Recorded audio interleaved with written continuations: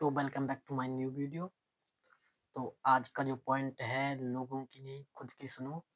तो आप लोगों को ही पता होगा कि मैं वीडियो बना रहा हूँ स्वयं की आवाज़, जो पुस्तक है प्रेम रावत जी की। बहुत बढ़िया है, आप भी पढ़ लो। अच्छी पुस्तक है मेरे पास, तो ध्यान देना जो मैं पढ़ रहा हूँ उसको।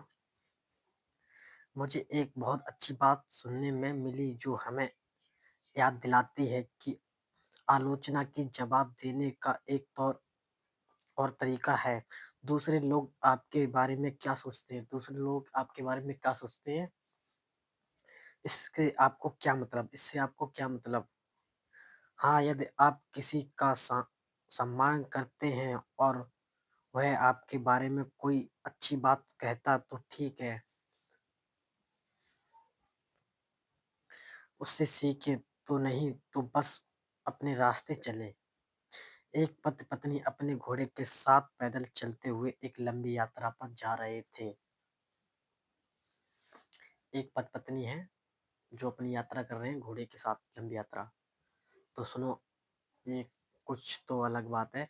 कुछ गांव के लोगों ने उन्हें देखा और कहा, यह जोड़ा तो अजीब है, इनके पास एक घोड़ा है लेकिन वे उस पर सवारी नहीं कर सवारी नहीं कर रहे हैं। पति और पत्नी दोनों ने यह सुना और वे एक दूसरे से कहने लगे, ठीक है, चलो हम घोड़े की सवारी करते हैं। तो वे दोनों उस पर बैठ गए। अगले गांव में कुछ लोग उन अजनबियों को देखने के लिए अपने घरों से बाहर निकलने के लिए उन्होंने कहा, कितने निर्दयी हैं ये लोग, वे दोनों एक साथ उस बेचारे घोड़े की सवारी कर रहे हैं।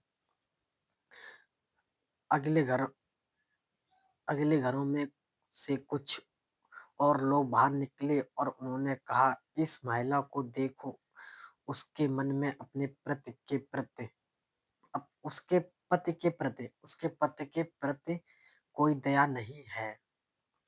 अब अपनी पत्नी को आलोचना से बचाने के लिए आदमी ने अपनी पत्नी से कहा, तुम नीचे आ जाओ, मतलब उतार दो, मैं घोड़े पर बैठ जाऊंगा, घोड़े पर बैठ जाऊंगा।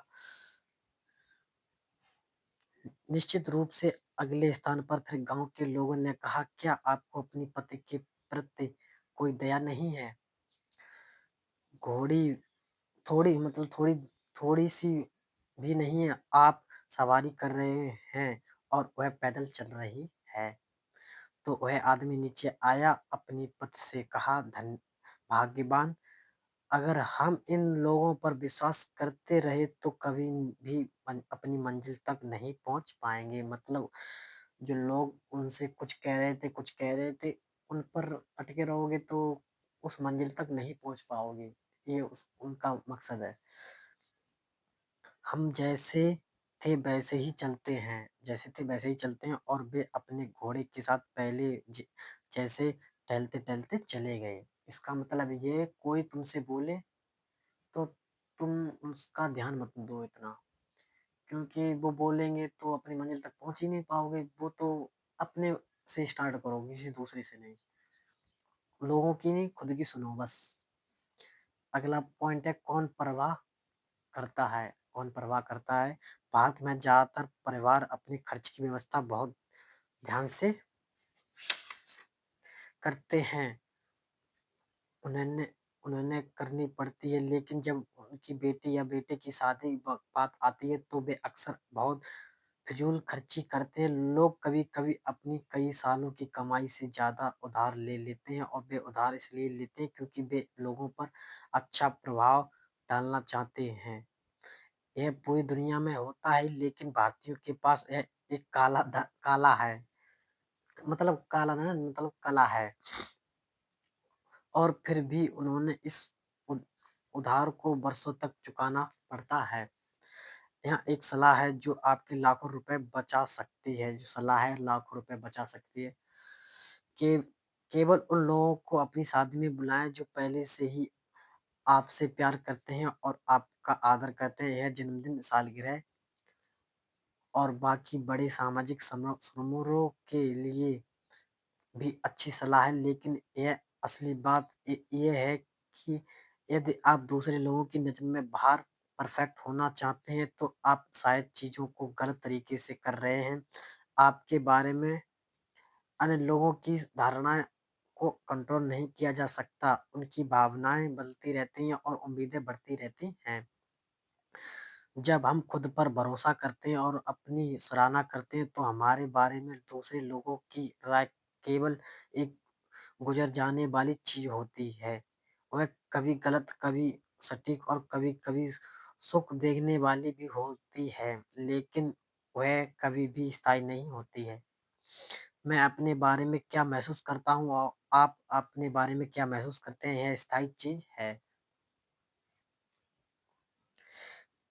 कई मामलों में फैसला सुनाने वाले असल में हमारे बारे में सोच ही नहीं रहे होते। वे इस बारे में ज़्यादा सोचते हैं कि हम उनके बारे में क्या सोचते हैं, या शायद यह अमेरिकी अखबार के सलाहकार व स्तंभ लिखने वाले एन लैंडन लैडर्स ने कहने जैसा है।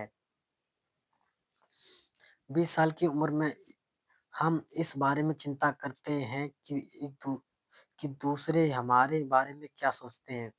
40 साल की उम्र में हमें परवाह नहीं होती है कि वे हमारे बारे में क्या सोचते हैं। बिल्कुल सही बात है। 20 साल की उम्र में मतलब चिंता कर लेते हैं कि दूसरे के बारे में सोचने के लिए, 40 साल के बाद नहीं परवाह करते हैं।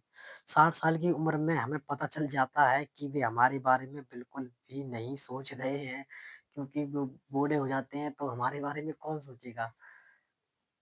एक बार जब हम पूरे पूरे भारत की एक जेल में कैदियों से बात कह रहा था, एक कैदी मुझसे कुछ पूछने के लिए खड़ा हुआ। मैं यहाँ गलत वजहों से हूँ, उसने कहा। मेरा मतलब मुझे यहाँ नहीं होना चाहिए था, लेकिन मैं जल्द ही बाहर जाने वाला हूँ और मैं घर वापस जाऊँगा। वहाँ लोग मेरे बारे में क्या सोचेंगे, मेरे बारे में क्या सोचेंगे? मैंने उसी समय महसूस किया कि यह बात कई कैदियों के लिए बहुत ज़रूरी है, क्योंकि हर व्यक्ति उसकी ओर देखने लगा। उसके सवाल ने सबकी कमज़ोर नस को हिला दिया था। उस कमरे में सैकड़ों लोग थे, तो वो वाक़ई यह एक अजीब पल था। वहाँ बिल्कुल सन्नाटा छा गया और फिर सब मेरी ओर देखने लगे। वे सोचते थे कि मैं क्या कहूँ? मैंने जवाब दिया, क्या आप वाक़ई जानना चाहते हैं? और उसने कहा कि हाँ, मैं जानना चाहता हूँ। ठीक है, मुझे आपको यह बताते हुए दुःख है। मैंने कहा, लेकिन वे आपके बारे में बिल्कुल नहीं सोच रहे हैं। उनकी अपनी समस्या है। आप सोच रहे हैं कि वे आपके बारे में क्या सोच रहे हैं, लेकिन ज़्यादातर लोग और चीज़ों के बारे में सोचने में व्यस्त हैं। आपको लगता है कि वे केवल वहाँ बैठे आपके बारे में सोच रहे हैं। ठीक है, आप महत्वपूर्ण हो सकती है, लेकिन उतने भी ज़रूरी नहीं। लोग आगे बढ़ते रहते हैं। कैदियों का यह नज़रिया अच्छा लगा, शायद इसलिए कि हम सभी जानते हैं कि जब हम दूसरे लोगों को हम परखने की बात आती है तो हमेशा 2 सच होते हैं, 2 सोच होती हैं। यह लगभग बहुत बेतुकी सी बात है। अपने मन में हम में सोचते हैं कि उसके मन में क्या चल रहा है, और भले ही अपने मन में हम महसूस करते हैं कि यह उतना ज़रूरी नहीं है, और वे अपने दिमाग शायद कुछ और ही सोच रहे हैं। सब गोल-गोल घूमने जैसा है। इसमें थोड़ा समय और कोशिश भले ही लगे, लेकिन इसका हल यह है कि आप अपनी ताकत को उस चीज़ में लगाएँ जिसे आप जान सकते हैं। अपने हृदय के अंदर कि आप कौन हैं, बाकी सब शोर है। तो अगला पॉइंट हम कल की वीडियो में लाएँगे। आज के लिए बस इतना ही। मैं डिस्क्रिप्शन में आपको इंस्टाग्राम की आईडी दे देता हूँ, उसको फॉलो कर लीजिए। तो वीडियो आपको अच्छी लगी तो कमेंट करना, क्योंकि मैं पढ़ रहा हूँ बस, और मेरी बात को ध्यान रखना। ये स्वयं की आवाज़ है, बहुत बढ़िया पुस्तक है। और 23 तारीख को प्रोग्राम होगा अपने इंडिया में प्रेम रावत जी का, तो शाम को है। समय बता दूँगा अगली वीडियो में। तो थैंक यू गाइस।